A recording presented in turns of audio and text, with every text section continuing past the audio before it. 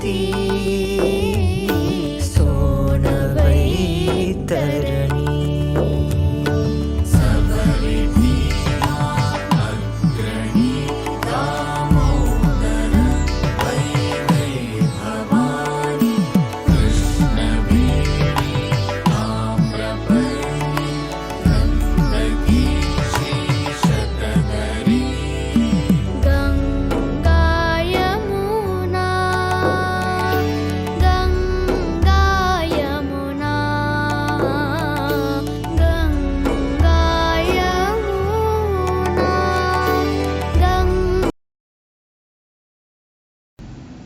Welcome to my YouTube channel Veg classes. आज का प्रमुख टॉपिक नदियां हैं। तो हम लोग नदियों के बारे में बात करेंगे, कहाँ से निकलती हैं, कहाँ पे गिरती हैं, कौन कौन से इनके किनारे डैम बने हुए हैं, कौन कौन से पुल बने हुए हैं, क्या इनकी लंबाई है, क्या इनकी महत्ता है भारत के लिए, लोगों के लिए, और बाकी सारी चीज़ों के बारे में डिस्कस करेंगे। तो सबसे पहले हम लोग बात करते हैं गंगा नदी की। तो गंगा नदी भारत की सबसे महत्वपूर्ण नदी है, सबसे महत्वपूर्ण नदी है। इसका हिंदू धर्म में जो है धार्मिक महत्व बहुत है। हिंदू धर्म में इसका बहुत ही ज़्यादा धार्मिक महत्व है। हिंदू धर्म में इसको पूजनीय माना जाता है। कई सारे जो है धार्मिक कार्यों में इसके जल का यूज़ किया जाता है। ये कहाँ से निकलती है, सबसे पहले तो हम बात करते हैं निकलती कहाँ से है। तो ये जो गंगा नदी है आपके हिमालय से निकलती है। हिमालय, गंगोत्री, हिमालय से निकलती है और बंगाल की खाड़ी में जाकर अरब सागर में मिल जाती है। बंगाल की खाड़ी में जाकर बंगाल खाड़ी में जाकर मिलती है, अरब सागर में नहीं। तो यहाँ पे ये कहाँ से निकलती है, उत्तराखंड के हिमालय से निकलती है, गंगोत्री से, और वहाँ बंगाल की खाड़ी में सुंदरवन डेल्टा का निर्माण करते हुए ये विशाल जो है बंगाल खाड़ी में जाकर मिल जाती है। अब आपके प्रश्न आएगा डेल्टा क्या होता है। तो डेल्टा, जब नदियां हिमालय से निकलती हैं और निकलते निकलते उनका प्रवाह, उस टाइम उनका प्रवाह बहुत तेज होता है, लेकिन जब ये निचले क्षेत्रों में आती है तो इनका प्रवाह क्या होता है, धीमा हो जाता है। तो इनमें एक गाद जम जाती है, यानी मिट्टी जम जाती है, जिसे गाद बोलते हैं। गाद गाद बोलते हैं, मिट्टी गाद जम जाती है, ऐसे ही इसी को डेल्टा बोलते हैं। ये कीचड़, मुख्य रूप से कीचड़ जैसी चीज होती है। कुल मिलाकर भारत और बांग्लादेश में भी गंगा नदी बहती है। भारत और बांग्लादेश में मिलाकर कितना, 2510 किलोमीटर का एरिया कवर करती है गंगा नदी। नेक्स्ट आती है आपकी ब्रह्मपुत्र। आपकी गंगा नदी उत्तर भारत की नदियों में दूसरा नाम आता है ब्रह्मपुत्र का। ये भी बहुत बड़ी नदी है। इसका उद्गम कहाँ से होता है, तिब्बत के दक्षिण में मानसरोवर के निकट चेमायुंग, नाम है इसका, चेमा युंगदुंग जगह से इसका जो है ये निकलती है। इसका हिम्बा हुआ है, इसकी लंबाई 2900 किलोमीटर है, यानी गंगा नदी से ये लंबी है। लेकिन भारत में कितना बहती है अलग चीज़, अभी बता देंगे। ब्रह्मपुत्र का नाम, तिब्बत में इसका नाम सांपो है। इसे क्या कहा जाता है, तिब्बत में इसे सांपो कहते हैं। और अरुणाचल प्रदेश में इसे क्या कहते हैं, डीह के नाम से जाना जाता है, डीह। और असम में जब भारत में आ जाती है तो इसे असम में ब्रह्मपुत्र कहते हैं। तो ये चीज़ आप याद कर लेना, कई बार पूछा जाता है। सांपो इसे कहा जाता है कहाँ पे, तिब्बत में। तिब्बत में इसे क्या, ब्रह्मपुत्र को किस नाम से जाना जाता है, तिब्बत में सांपो के नाम से, अरुणाचल प्रदेश में डी के नाम से, और असम में ब्रह्मपुत्र के नाम से। लंबाई इसकी हो गई 2900 किलोमीटर। निकलती है ये तिब्बत के यहाँ से, इस जगह से, कहाँ से, चेंगयांग दुंग जगह से निकलती है, असम के। अब आ जाते हैं इधर प्रायद्वीपीय क्षेत्र में, दक्षिण भारत में सबसे पहली नदी जो है गोदावरी दक्षिण भारत की प्रमुख नदी है। ये बाकी नदियों से सब जो प्रायद्वीपीय भारत है, यानी नीचे का जो इस तरीके से अगर भारत का नक्शा है, तो ये जो चीज़ होती है इसे प्रायद्वीप बोलते हैं। तीन तरफ समुद्र से घिरा हुआ होता है, इसे प्रायद्वीप बोलते हैं। इस क्षेत्र में ये दूसरी प्रायद्वीप में सबसे बड़ी नदी है, और इसे दक्षिण की गंगा भी कहते हैं। गोदावरी को क्या कहते हैं, इसे पवित्र, दक्षिण भारत में काफी पवित्र माना जाता है, इसे दक्षिण की गंगा भी कहते हैं। दक्षिण की गंगा कहते हैं नदी पर, गोदावरी नदी पर। इसकी उत्पत्ति कहाँ से हुई थी? त्र्यंबक पहाड़ी से हुई थी। त्र्यंबक पहाड़ी से इसकी उत्पत्ति हुई थी। त्र्यंबक पहाड़ी से इसकी उत्पत्ति हुई थी। गोदावरी में महाराष्ट्र के नासिक जिले से निकलती है। कहाँ से निकलती है? ये यहाँ महाराष्ट्र है, महाराष्ट्र के नासिक जिले से निकलती है। नासिक जिले से निकलती है। इसकी लंबाई, अगर लंबाई की बात करें तो ब्रह्मपुत्र और गंगा नदी से कम है, 1465 किलोमीटर लंबी है। 1465 किलोमीटर लंबाई इसकी है। ठीक है। नेक्स्ट अगर बात करें हम लोग कृष्णा नदी की। कृष्णा भी दक्षिण भारत की नदी है। दक्षिण भारत की नदी है। दक्षिण भारत वही प्रादीपीय भारत, दक्षिण भारत एक ही बात है। दक्षिण भारत की नदी है। ये भी महाराष्ट्र के महाबलेश्वर, कहाँ से? महाबलेश्वर, महाबलेश्वर से निकलती है। पश्चिमी घाट श्रृंखला है, वहां से निकलती है। महाबलेश्वर के पश्चिमी घाट श्रृंखला से निकलती है। और ये दक्षिण पूर्व की ओर बैठती है। 1290 यानी उससे भी कम है। गोदावरी नदी से छोटी है। और ये कहाँ गिरती है? बंगाल की खाड़ी में गिरती है, बंगाल की खाड़ी में। तो आपको इतनी चीज याद रखनी है। दक्षिण भारत की नदी है कृष्णा नदी, महाबलेश्वर से निकलती है। महाबलेश्वर के पश्चिमी घाट से। महाबलेश्वर कहाँ है? महाराष्ट्र में। महाराष्ट्र प्रांत के महाबलेश्वर से निकलती है और बंगाल की खाड़ी में गिरती है। 1290 इसकी लंबाई है। नेक्स्ट आ जाते हैं, आपको इतना ही याद रखना है एग्जाम के दृष्टिकोण से। नेक्स्ट आ जाता है सिंधु। सिंधु एशिया की सबसे बड़ी नदियों में से एक है। अगर इसकी ओवरऑल लंबाई की बात की जाए तो ये एशिया की सबसे बड़ी नदियों में से एक है। एशिया की सबसे बड़ी नदी। और ये पाकिस्तान, भारत दोनों में बहती है और चीन में भी, 3 देशों में बहती है। सिंधु नदी कहाँ कहाँ बहती है? भारत, पाकिस्तान और चीन। तीन देशों से होकर बहती है। सिंधु नदी का उद्गम स्थल कहाँ, अगर माना जाए उद्गम स्थल कहाँ से निकलती है, तो ये चीन का हो जाएगा आपका, चीन का तिब्बत।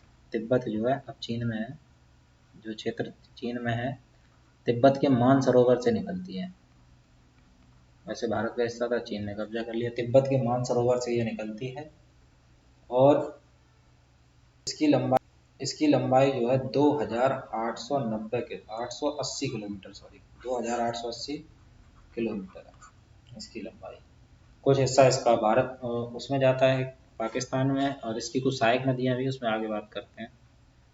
नेक्स्ट आ जाती है आपकी ताप्ती। ये मध्य भारत की नदी है। मध्य प्रदेश के राज्य बैतूल जिले के मुल्ताई से निकलती है। कहाँ से निकलती है? मध्य प्रदेश का बैतूल। बैतूल जो है, बैतूल जिला है, उसके मुल्ताई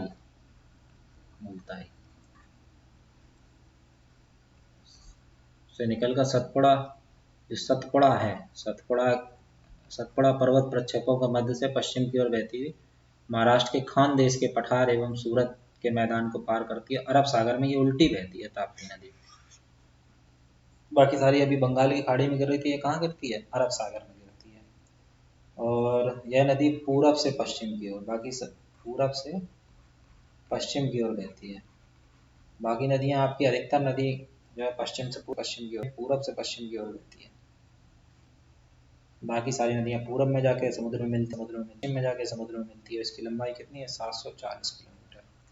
कहाँ से निकलती है? मध्य प्रदेश राज्य के बैतूल जिले के मुल्ताई से निकलती है। मध्य प्रदेश राज्य के बैतूल जिले के मुल्ताई से निकलती है। मध्य प्रदेश राज्य के बैतूल जिले के मुल्ताई से निकलती है। वो गिरती कहाँ पे है? अरब सागर में जाकर गिरती है। इसकी 740, इसकी जो लंबाई है वो 740 किलोमीटर है। इतना आपको याद रखना है एग्जाम के दृष्टिकोण से। नेक्स्ट आ जाती है नर्मदा। नर्मदा भी मध्य प्रदेश से निकलती है। नर्मदा कहाँ से निकलती है? मध्य प्रदेश से। आपको एक प्रदेश ध्यान रखना है, मध्य प्रदेश निकलती है। और ये बहती कहाँ है? गुजरात राज्य में बहती है जाकर। महाकाल पर्वत के अमरकंटक शिखर से नर्मदा की उत्पत्ति हुई। कहाँ से? महाकाल उज्जैन, महाकाल पर्वत, महाकाल जो पर्वत है उसके अमरकंटक, ये अमरकंटक रखना है, अमरकंटक जगह। अमरकंटक शिखर से नर्मदा की उत्पत्ति हुई और ये 1310 किलोमीटर लंबाई जो है इसकी, कितनी लंबाई है इसकी? लंबाई है आपकी 1310 किलोमीटर है। और यह नदी पश्चिम की तरफ, ये भी पश्चिम की तरफ जाकर खंबात की खाड़ी में गिरती है।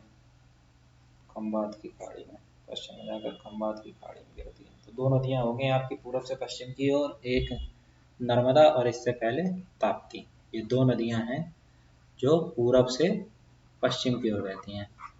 पूरब से पश्चिम की ओर बहने वाली दो नदियां आपकी हो गई, एक तो हो गई नर्मदा, नर्मदा और दूसरी ताप्ती।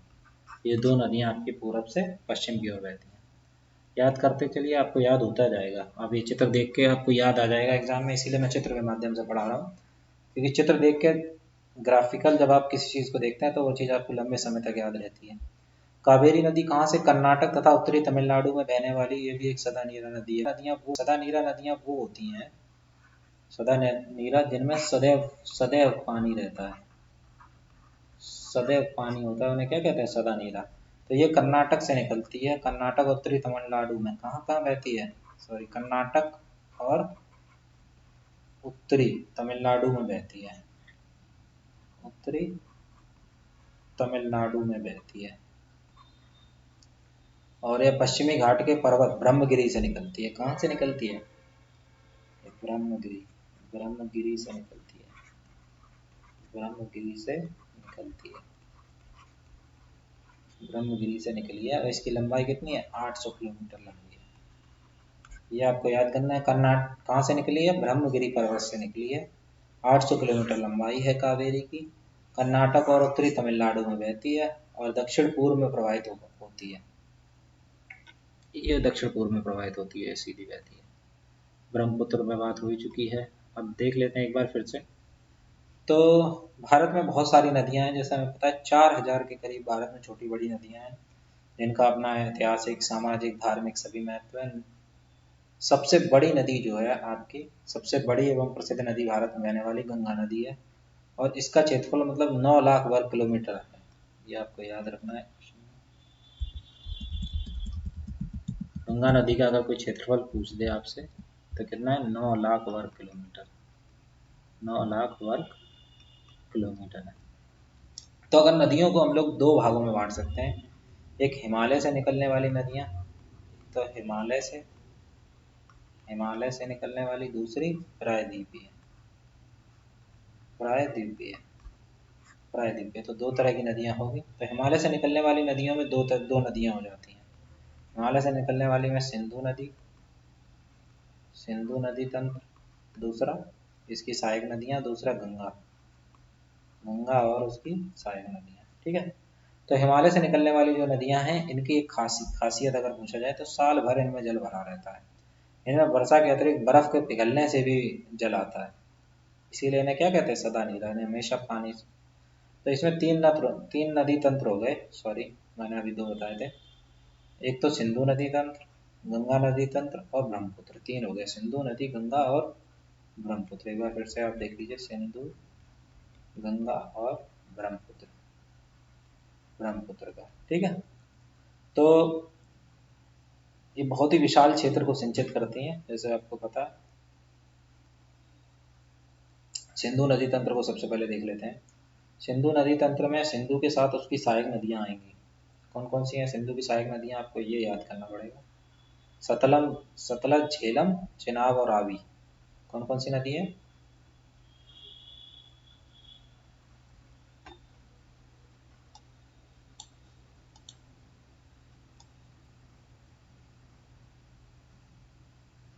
तो सिंधु नदी तंत्र में आपका आ गया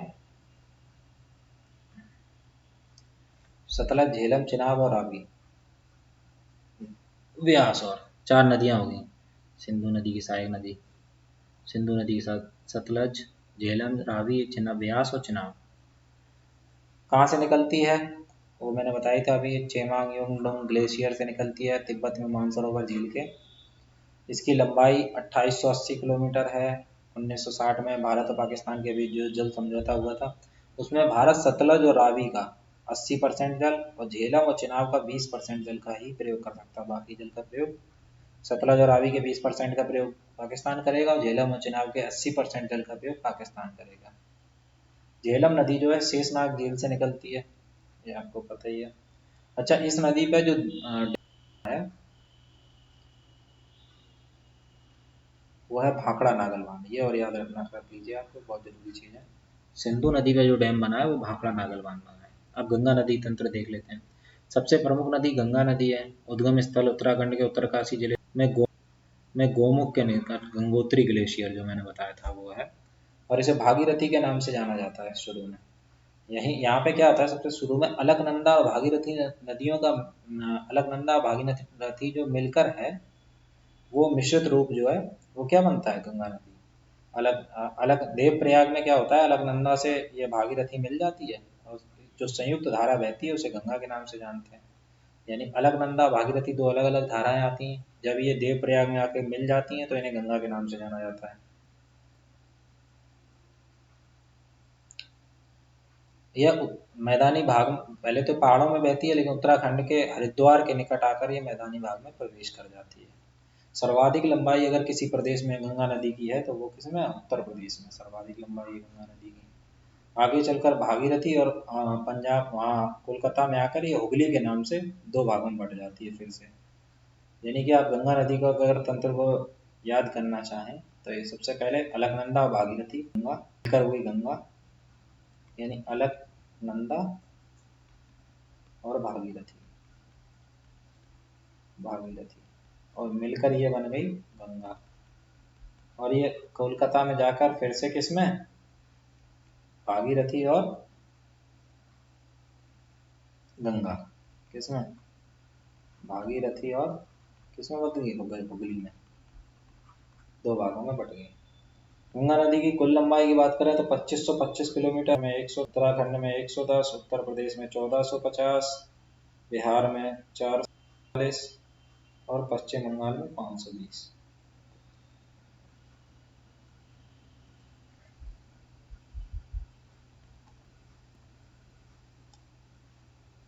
उसके बाद पश्चिम बंगाल। अब ब्रह्मपुत्र नदी तंत्र की अगर बात करें तीसरे और आखिरी, तो इसमें मानसरोवर झील के निकट आंगसी ग्लेशियर मांगसो निकलती है। मांगसो निकट तिब्बत में से कहते हैं क्या कहते हैं, सांगपो।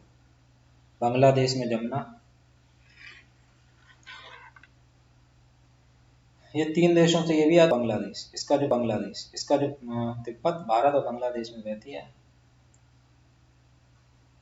विश्व की सबसे बड़ी नदी का जो द्वीप है मंजली, वो इसी नदी तंत्र ब्रह्मपुत्र नदी तंत्र की वजह से बना है। अब नीचे आ जाते हैं प्रायद्वीपीय भारत में। ये तो होगी उत्तर भारत की, तीन नदियां हो गई, मैंने आपको बता दिया, गंगा नदी का तंत्र, उसके बाद आ गया ब्रह्मपुत्र का, और आपके तीसरा हो गया सिंधु नदी का, सिंधु नदी तंत्र। ठीक है, ये तीनों महत्वपूर्ण थे। अब उसके बाद आ जाते हैं प्रायद्वीपीय भारत में। प्रायद्वीपीय भारत में कौन कौन सी नदियां, अभी मैंने आपको बताया भी था। अच्छा, इनमें उत्तर भारत में और प्रायद्वीपीय भारत की नदियों में जो अंतर है वो ये है, इन नदियों के ढाल उनकी स्पीड ज़्यादा होती है, उनके ढाल तीव्र होते हैं, उनकी स्पीड ज़्यादा होती है उत्तर भारत में, इनके ढाल काफ़ी मंद हैं। केवल वर्षा जल पर निर्भर होती हैं तो पूरे साल पानी नहीं दे पाती हैं, मौसमी होती हैं, सूख जाती हैं। सिंचाई के रूप में इनका प्रयोग बहुत कम हो पाता है।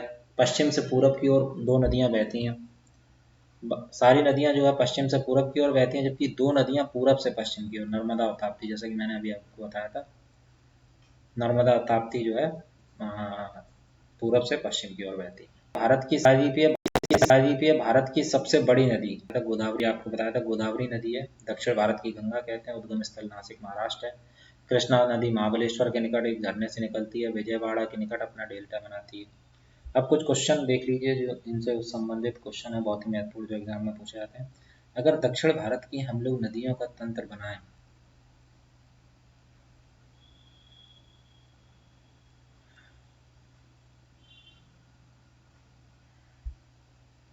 तो सबसे पहला आ जाता है गोदावरी। दक्षिण भारत की सबसे जो बड़ी नदी है वो कौन सी होगी आपकी, नंबर एक पर गोदावरी, नंबर एक पे गोदावरी, दो पे कृष्णा, तीन पे महानदी, चार पे नर्मदा और पाँच पे कावेरी। ठीक है, गया, सबसे का तंत्र बन गया। सबसे बड़ी झील कौन सी है? चिल्का। चिल्का झील किस राज्य में है? उड़ीसा। चिल्का झील किस प्रकार की झील है? खारे पानी की झील है। इसे खारे पानी की झील को क्या बोलते हैं? लेगून भी बोलते हैं। तो चिल्का वही है। पूर्वोत्तर भारत में मीठे पानी पानी की सबसे बड़ी झील कौन सी है? लोकटक झील। लोकटक झील किस राज्य में है? मणिपुर में। कौन सी प्रायद्वीपीय नदियां एस्चुरी बनाती हैं? नर्मदा, ताप्ती और मांडवी नदियां क्या बनाती हैं? एस्चुरी बनाती हैं। कृष्णा और कावेरी के बीच कौन सा बेसिन स्थित है? कृष्णा और कावेरी नदी के बीच पेन्नार बेसिन। जल जयमंगली और चित्रावती किसकी सहायक नदी है? पेन्नार नदी की। महाराष्ट्र की लोनार झील किस प्रकार की झील है? क्रेटर झील है। कावेरी नदी किन राज्यों से होकर गुजरती है? अभी बात करी थी, कर्नाटक, केरल और तमिलनाडु। भारत की मीठे पानी की सबसे बड़ी झील वूलर झील है। बार बार मार्ग परिवर्तन कर बाढ़ लाने के लिए भारत की सर्वाधिक प्रसिद्ध नहीं नदी कौन सी है? नहीं होगा, यहाँ पे क्या होगा? नदी। सर्वाधिक प्रसिद्ध नदी कौन सी है? कोसी नदी, इसीलिए कोसी नदी को कोसते हैं। दामोदर किसकी सहायक नदी है? हुगली नदी की। असम और कौन सी नदी की सीमा कौन सी नदी बनाती है? अमरकंटक नदी। अमरकंटक के पठार से कौन सी नदी निकलती है? सोन नर्मदा महानदी। गुजरात में ताप्ती नदी पर मानव निर्मित झील कौन सी बनाई गई है? उकाई। हैदराबाद और सिकंदराबाद के बीच कौन सी झील स्थित है? हुसैन सागर। बद्रीनाथ प्रसिद्ध मंदिर किस नदी के तट पर स्थित है? अलकनंदा। पश्चिमी चंपारण जिले के में स्थित त्रिवेणी नदी किस नदी से पानी आता है? गंडक नदी से। वूलर झील किस प्रकार की झील है? गोरुक झील है। दामोदर नदी कहाँ से निकलती है? छोटा नागपुर के पठार से। स्टेनले जलाशय किस नदी पर स्थित है? कावेरी नदी, तमिलनाडु। उसके बाद नेक्स्ट आता है वेलिंगटन द्वीप किस झील में स्थित है? बेम्बानद झील, केरल में। ये सारे आए हुए क्वेश्चन है। जम्मू कश्मीर की बुलंद झील किस नदी का हिस्सा है? झेलम। केदारनाथ का प्रसिद्ध मंदिर किस नदी के तट पर स्थित है? मंदाकिनी। ये आगे चल के गंगा में मिल जाती है। गोविंद वल्लभ पंत सागर किस नदी पर बनाई गई कृत्रिम झील है? रेहन नदी पर। रेहन नदी पर। राजस्थान की प्रमुख लवणीय झील सांबर, पंचभद्रा, डीडवाना, लूड़करसर। सॉरी। केरल स्थित अष्टमुड़ी झील किस प्रकार की झील का उदाहरण है? लेगून। चंबल, बेतवा और केन पर किसकी सहायक नदियां हैं? यमुना। कोसी नदी की 7 धाराओं में सर्वप्रमुख कौन सी है? अरुणा। तो ये तो आपके कुछ क्वेश्चन हो गए नदियों से संबंधित। अब नेक्स्ट देखते हैं, इन्हीं नदियों को एक बार हम लोग चित्र के माध्यम से समझने की कोशिश करते हैं कौन सी कहाँ पे। तो ये आपकी उत्तर भारत में, जैसे कि मैंने बताया था, अगर ये ऊपर हो गया नॉर्थ, ये साउथ, ये ईस्ट और ये वेस्ट, ठीक है। ये तो हो गई आपकी डायरेक्शन, ठीक है। तो उत्तर भारत में आपकी देखो सिंधु नदी का तंत्र ये हो गया, सिंधु नदी का तंत्र, इसमें झेलम, चिनाब, रावी, ब्यास, सतलुज ये हो गई। और यहीं पे भास्कर डैम। सिंधु की नदी 3180 किलोमीटर, ये टोटल सारी भारत में नहीं, टोटल सारी मानसरोवर से निकलती है। गंगा हो गई आपकी 2525 किलोमीटर, यहाँ से निकली, और ये गंगा आपकी यहाँ बंगाल, पश्चिम बंगाल से होती हुई बांग्लादेश से होती है, बंगाल की खाड़ी में मिल गई आके। उसके बाद आपकी ये निकली ब्रह्मपुत्र मानसरोवर से, ये भी सांगपो इसे कहते हैं, ये ब्रह्मपुत्र असम होती हुई ये यहाँ पे गिर गई आके। ये सुंदरवन के डेल्टा का निर्माण इसी नदी ने किया, गंगा नदी ने। नेक्स्ट आ जाती है आपकी गंगा की यमुना, ये यहाँ से निकली है 13-10 किलोमीटर, ये गंगा में आके मिल गई। ये यहाँ से सरस्वती नदी, और ये लूनी नदी।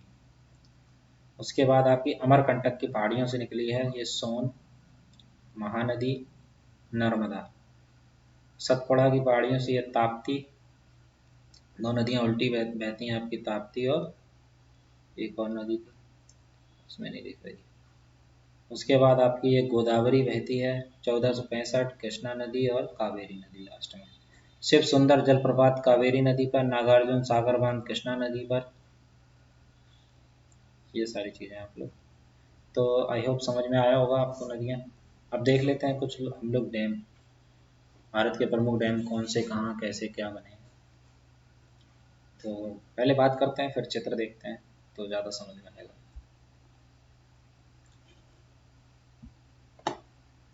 भारत का जो 10 सबसे बांध बनते क्यों हैं, सबसे बड़ी बात आती है, बांध महत्वपूर्ण हैं, लेकिन ये बनते क्यों हैं? तो घरेलू उपयोग के लिए पानी के, उद्योग और सिंचाई के लिए पानी उपलब्ध कराते हैं। बांध अक्सर पन बिजली परियोजना उत्पादन के लिए, पानी से जो बिजली बनती है। और नदी को नेविगेशन भी प्रदान करते हैं, अगर उसे दिशा बदलनी हो तो उसके लिए भी, मछली पकड़ने के लिए भी ये इनका उपयोग होता है, मनोरंजन, ये सारे काम ये बांध के होते हैं। जल प्रवाह के समय बांध जलाशय में पानी प्रवाह कर, सबसे पहले क्या करते हैं, पानी भरते हैं, बांध बनाते हैं, फिर उसमें पानी भरते हैं, और जब कम प्रवाह होता है तो पानी छोड़ देते हैं। ये देखिए, अगर आप देख पा रहे हो नीचे चित्र दिया गया टेहरी बांध का। तो ये दो पहाड़ों के बीच में ये मट्टी, इस तरीके से मट्टी जमा करके और ये डैम बनाया गया, और फिर जब पानी इसमें पूरा भर जाता है तो यहाँ से पानी छोड़ा जाता है, यहीं पे नीचे जो है वो रोटर लगे होते हैं जो घूमते हैं, उनसे बिजली बनती है। अब देख लेते हैं इसके बारे में, टेहरी बांध के बारे में। यह भारत का सबसे ऊंचा बांध है, दुनिया का 8वां सबसे ऊंचा बांध है। भारत के उत्तराखंड में टेहरी के पास भागीरथी नदी पर स्थित है। भागीरथी गंगा की सहायक नदी है, किसकी, गंगा की, आगे जाके गंगा में मिल जाती है भागीरथी, ठीक है। तो Tehri hydro development corporation limited और टेहरी हाइड्रो इलेक्ट्रिक कॉम्प्लेक्स का बांध है। 1000 मेगावाट की हाइड्रो पावर के उत्पादन की इसमें क्षमता है, 2006 में पूरा हुआ। Pump storage power plant scheme वर्तमान में भी निर्माणाधीन है, इसमें पानी भर रहा है अभी। सबसे नज़दीकी रेलवे स्टेशन जो है ऋषिकेश है 76 किलोमीटर पर, हवाई अड्डा देहरादून है 93 पर। इसकी ऊंचाई 260 मीटर और लंबाई जो है 575 मीटर है। भारत का सबसे ऊंचा बांध है, ऊंचाई कितनी, 260 मीटर है। नेक्स्ट आ जाता है ये आपका था उत्तराखंड में भाखड़ा नागल बांध। भाखड़ा नागल बांध ये आपका हिमाचल प्रदेश में है, कौन सी नदी पर है, सबसे बड़ा बांध है भाखड़ा नागल बांध। क्या है, सबसे बड़ा बांध, सबसे बड़ा बांध है भाखड़ा नागल। दुनिया में सबसे अधिक गुरुत्वाकर्षण वाला बांध है। इसकी ऊंचाई कितनी है, 171 फुट, वो लंबाई 171 फुट, और साथ ही ऊंचाई कितनी है, 741 फुट। उसकी मीटर में थी, इसकी फुट में दी गई है। और हिमाचल प्रदेश बिलासपुर में सतलज नदी पर बना है, नदी पर, किस पर बना है भाखड़ा नागल बांध, सतलज नदी पर, सतलज नदी पर, बिलासपुर में। कहाँ पे, बिलासपुर में, बिलासपुर में। कंक्रीट, ये कंक्रीट का बांध है। तो 1963 में हाइड्रो पावर के कितनी 1350 मेगावाट उत्पादन क्षमता के साथ इसको स्टार्ट किया गया। भाखड़ा नागल बांध वास्तव में अति प्रेरणादायक आकर्षक बिंदुओं में से एक है।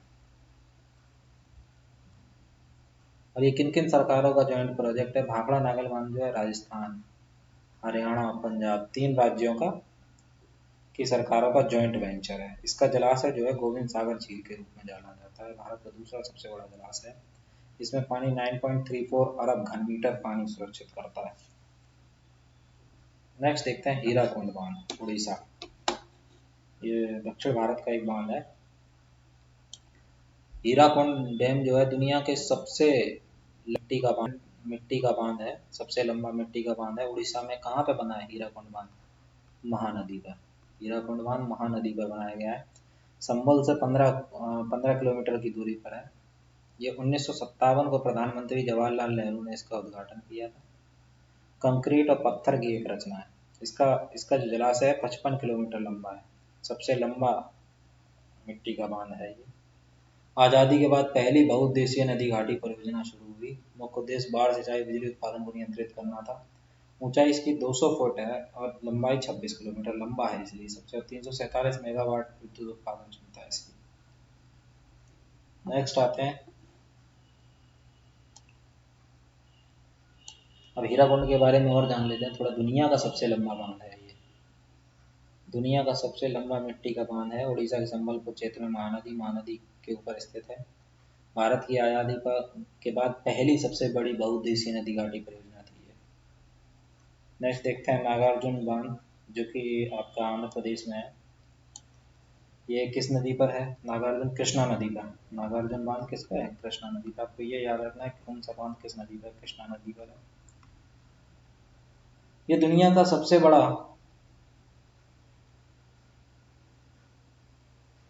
मसोरनी डैम है। ये नालगोंडा गुंटूर जिले की सीमा फैले नागार्जुन कृष्णा सागर नदी पर निर्मित है। ये 1967 में इस बांध का निर्माण हुआ था, ऊंचाई 490 फुट है, 1.6 किलोमीटर लंबा है, 24 गेट्स हैं और इसकी उत्पादन क्षमता 815 मेगावाट है। इतना आपको याद नहीं रखना, बस आपको ये याद रखना है कहाँ पे है ये। निकटतम हवाई अड्डा हैदराबाद है, नागार्जुन सागर बांध कृष्णा नदी पर है, बस इतना आपको याद रखना। नेक्स्ट आता है सरदार सरोवर बांध। सरदार सरोवर बांध आपका जो है गुजरात में है, गुजरात में आपका सिचुएटेड है। कौन सी नदी पर है, आपको जो याद रखना पॉइंट है, सारी चीज़ें याद नहीं रखनी, गुजरात में है पहली चीज़। दूसरी चीज़ आपको याद रखना है, इसमें नर्मदा नदी पर बना है, नर्मदा नदी पर बना है। सबसे बड़ा कंक्रीट का दूसरा, नर्मदा नदी पर यह दूसरा सबसे बड़ा कंक्रीट का ग्रेविटी बांध है। तीसरी सबसे बड़ी स्पिलवे डिस्चार्जिंग क्षमता है। और ये भी आपको याद रखना है, इसमें कौन कौन से राज्य इससे लाभान्वित हैं। तो गुजरात,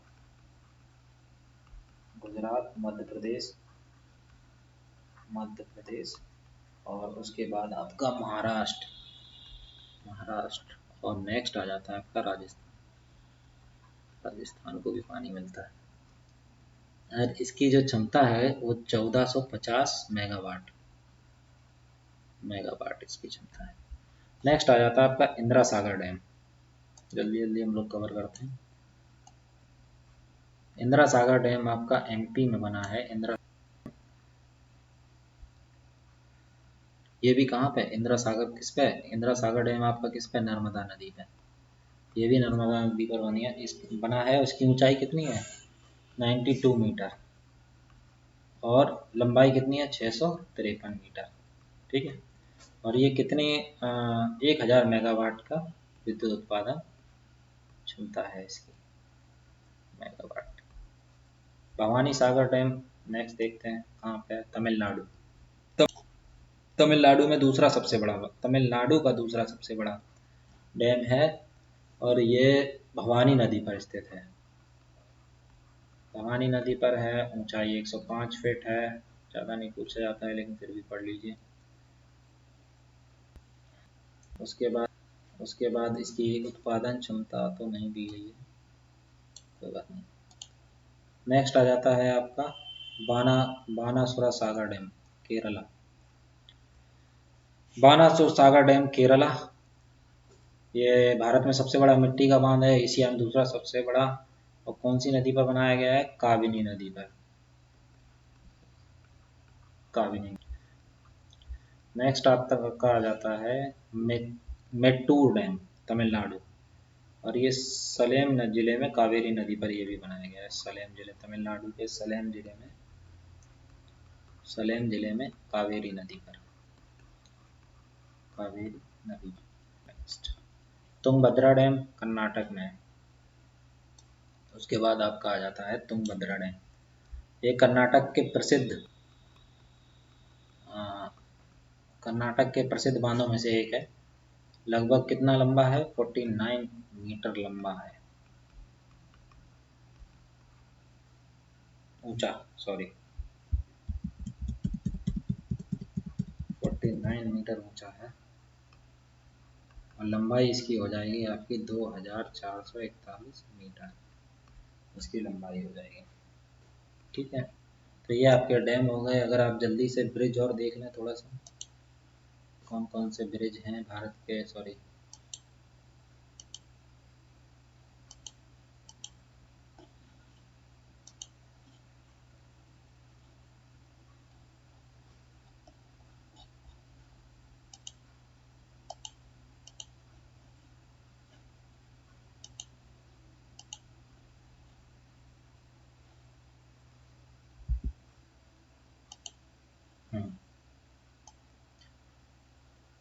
तो ब्रिज यानी सेतु, भूपेन हजारिका सेतु जो है भारत का, अगर लंबाई के हिसाब से देखें, भूपेन हजारिका सेतु असम में सबसे लंबा है, 9.5 किलोमीटर है। और ये सड़क पुल है, 2017 में बना था। उसके बाद महात्मा गांधी सेतु बिहार में है, 5.75 किलोमीटर, गंगा नदी बना है पुल है। ये सड़क पुल है 1982 का बना हुआ। बांदा वर्ली सी लिंक मुंबई महाराष्ट्र में है, 5.6, ये भी अरब सागर की महिमा खाड़ी पर बना है, 2009 में सड़क पुल है। बोगीबील सेतु असम में है, 4.94 ब्रह्मपुत्र पर बना है, 2018 में बना था। रेल और सड़क दोनों का पुल है। उसके बाद विक्रमशिला सेतु बिहार में है, 4.7 गंगा नदी पर 2001 में बना था, सड़क पुल है। उसके बाद बेवानंद रेल पुल है, फिर दीघा सोनपुर पुल है, आरा छपरा सेतु है, गोदावरी चौथा पुल है। उसके बाद मुंगेर गंगा सेतु। तो इस प्रकार से ये पुल हो गए भारत के। सबसे बड़ा असम का, असम महात्मा गांधी सेतु बिहार, बांदा वर्ली सी लिंक मुंबई महाराष्ट्र, बोगीबील सेतु असम, विक्रमशिला सेतु बिहार, बेवानंद रेल पुल केरल, दीघा सोनपुर बिहार, आगरा छपरा सेतु बिहार, गोदावरी चौथा पुल, कोबूर राजमुंदरी बाईपास सेतु आंध्र प्रदेश, उसके बाद मुंगेर गंगा सेतु बिहार। तो ये हो गया आपके पुल। अगर आपको वीडियो अच्छा लगा हो तो इसे लाइक, सब्सक्राइब और शेयर करें। इस तरह के और वीडियो पाने के लिए आप इसे सब्सक्राइब कर लें, जिससे आपको नोटिफिकेशन मिलता रहे। Thank you.